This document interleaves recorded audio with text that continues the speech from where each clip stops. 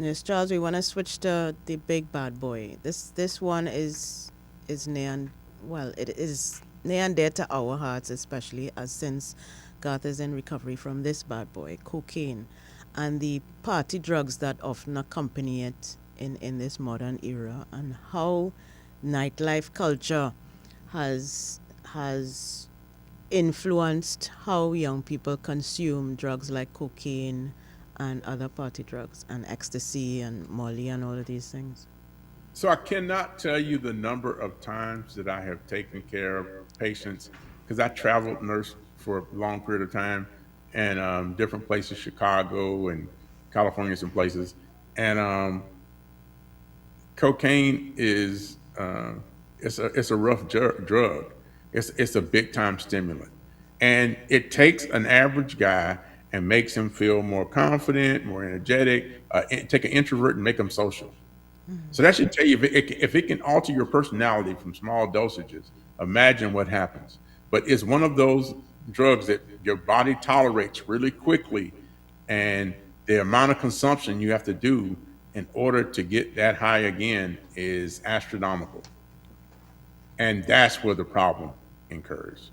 Um, and anything that can boost and get you amped up like that, and I mean really get you high, it just can't be good for you because you lose all real sorts of what's going on. So, for instance, I took care of a gentleman one time, and he's probably in his 40s or 50s, and he presented as if he was having a stroke. So we bring him in, we work him up. CT scan didn't show a stroke, but it didn't mean he wasn't having one. We're getting ready to give him meds and all this stuff, the blood clot buster and all that. And the guy grabs my arm. Now, keep in mind, he couldn't move his whole left side and he couldn't talk. He grabbed my arm to say, no, not right now. And I swear to you, 20 minutes later, he's walking around, he's normal. Cocaine and ecstasy, it mirrors a stroke.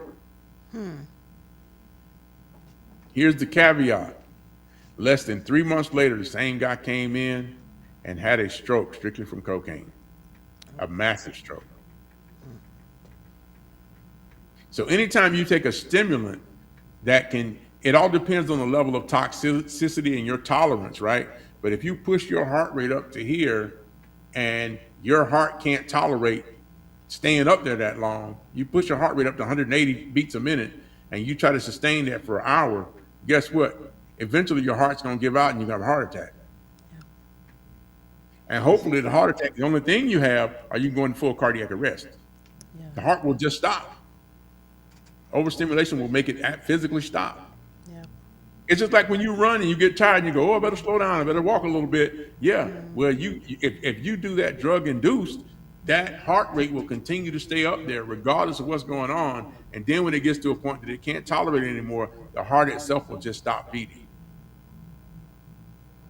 Now, it's combined now with fentanyl. There's a lot of contamination going on. People don't know what they're ingesting any longer. But there's a difference. The powdered cocaine, the stuff that's snorted, Yeah.